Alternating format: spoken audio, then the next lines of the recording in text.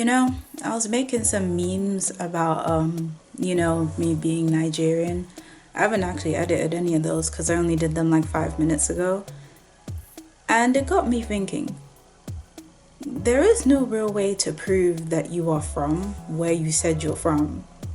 Like, actually, everyone is just taking everyone's word for it. There is no real way to prove it. I mean, you could have similar features to someone, but then there are people from somewhere else that have similar features. Then, like, you can, I don't know. But like, unless you're like bringing up things like passports, like if you have dual nationality and shoving them in people's faces, there is no real way. And either way, the kind of person who would ask you to prove where you're from is the kind of person who is looking for ways to tell you that you don't know your culture.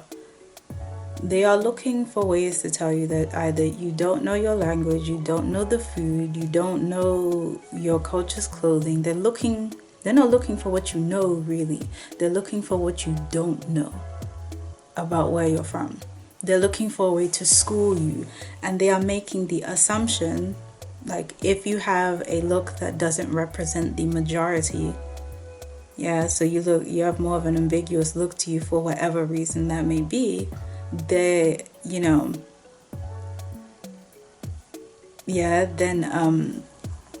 again, you would have to jump through hoops.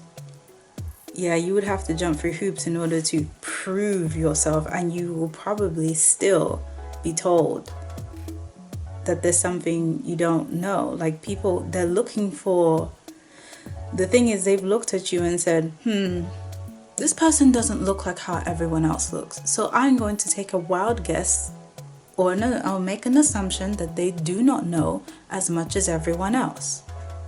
And this can be quite hurtful and untrue. You'll have somebody that thinks that just because they're darker skinned and have particularly broad features, that they must know about me. I mean, that they must know more about my country than me, even though they have never been back there since coming here. Whereas me, even though I was born and raised here, I have been on holiday there a bunch of times. Hell, I know where my great-grandparents are buried.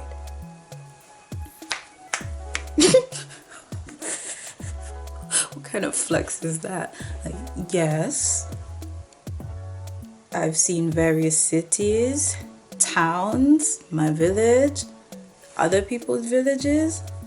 It was for my cousin's wedding. That was the only reason why. If not, you're not supposed to go to somebody else's village just like casually. I think you'd die if you did that. Getting too dark now.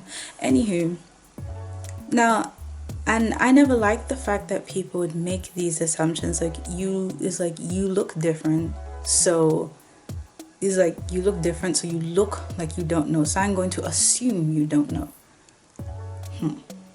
Especially if, like, so this is where the generations of immigrant starts to matter. Okay, so obviously first gen, these are people who they moved here at some point within childhood, their teenage life, or maybe even as an adult. Then there's second gen, they were born here to a person who moved here. And then there's third gen, somebody who was born here to a person who was born here. Even though she did spend a while living back home. But like, you get what I mean. So, yeah. So, they assume that, like, you must be, you must know less, which is mad interesting. I mean, if you came here at 6, you may have a couple memories, but what the hell do you actually know more than me if you're not being immersed in it, you're not reading, you're telling people at school that plantain is a fruit. How can you say you know more than me? Anywho. Back to the topic at hand. The reason why it matters is because, first gen people, so first gen immigrants, they tend to make the assumption that because second and third and even fourth Gen immigrants have, the accent of the country that they were born in. So in my case, that would be a British accent. Because you have the accent of the country you're born in, that now you must be removed. You have the accent, you have all the mannerisms. Your lunch that you carry to school is crisp, is yogurt, is sandwich. It's like, a very Western lunch. You're not carrying jollof and plantain in a container.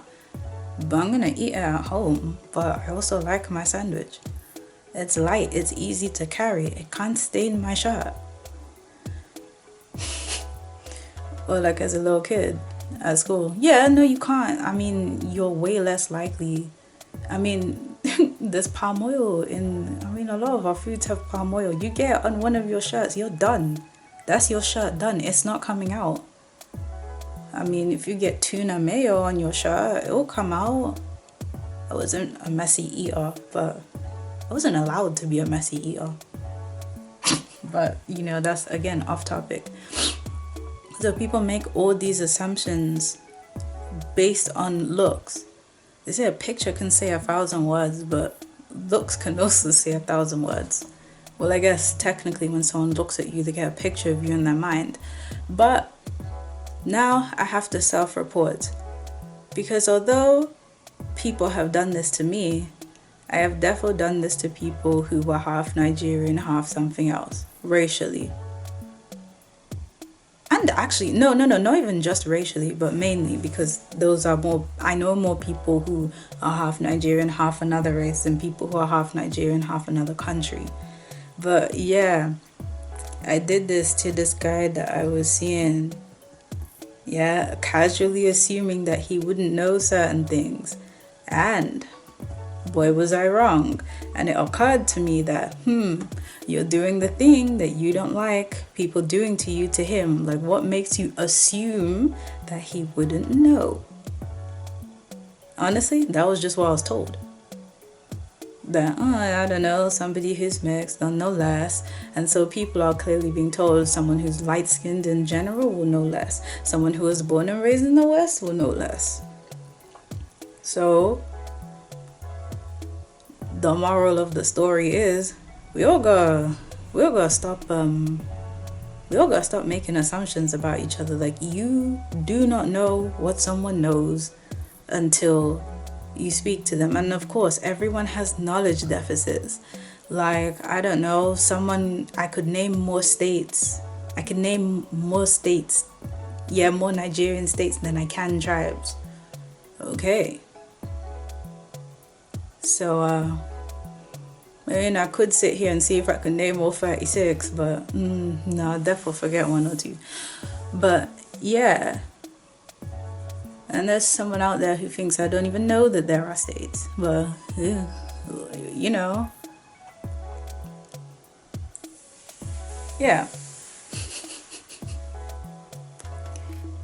I don't even know what to call this. It's just interesting how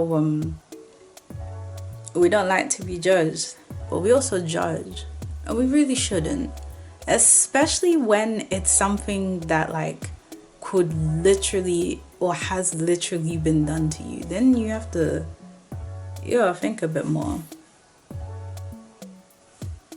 But yeah, it's mad interesting how based on whatever, like, people are just looking for whatever removes someone from a country. Like, okay, so having a different accent removes you, being born somewhere else removes you, maybe being mixed with something else removes you. All these things, they remove you. Or I think people from this tribe know less, that removes you. Yeah, because best believe. Oh yeah, that's another thing. Like when people, like sometimes on occasion I have these people who are very cold to me before they find out that I am actually Nigerian. And then all of a sudden they want to be warm to me. And so I decided that I'm going to avoid people like that because, well, if you were going to be, it's a country with hundreds of languages, hundreds of tribes, and hundreds of ethnic groups. So you're going to, in the future, find another way to divide yeah, to create that line of separation. So now we've removed the country one. Like, first, I'm not just going to be extra rude to someone just because they're not from the same country as me. That's weird. But and then be extra nice to whoever is, because just because it's the same DNA does not mean that they're okay. Yeah, that does not mean that someone will be nice to you. That's not a guarantee. In fact, that's a guaranteed way to get played. Yeah, I am a firm believer in that. But what else? Yeah, like that person would find another way to divide themselves from you. They would find another way to be rude to you. Now, I get it, you should be warm towards people from your country, and if you gel well, you should be very nice to them. But like, if you don't, no. Oh no. Oh no. Like, that's why lots of friendships are on very shaky foundations, because the friendship is built on things like I think she's weird, or she's not like us, or he's not like us. Like, yeah, you built this friendship with this person just because you had this one thing in common. No personality traits meshing, and you wonder why you're always arguing with that person. How won't you? You barely know each other. You don't even like each other. You just like the fact that you come from similar places. Anywho, let's all stop being judgmental little cows.